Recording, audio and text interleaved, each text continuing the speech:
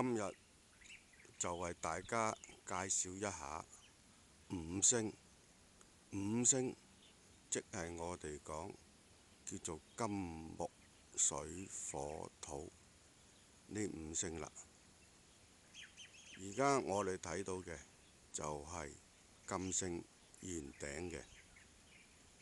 而家呢個呢，彎彎起三曲嘅呢，就係叫做水星。而家呢個睇到呢，長長直直嘅呢一個就係土星啦。咁我哋講土星就係主富嘅，水星係代表啲人聰明秀麗。呢個金星就係可以出富出貴嘅。呢一個木星係可以代表出文人、學士、狀元。呢一個火星呢，一般嚟講，我哋講就係唔入月嘅，因為火呢見到乜嘢都燒融。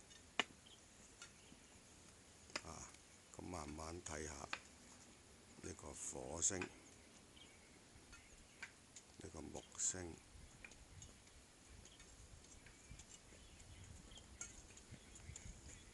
呢個金星，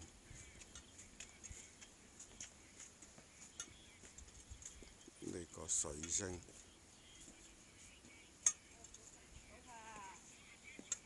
呢個土星。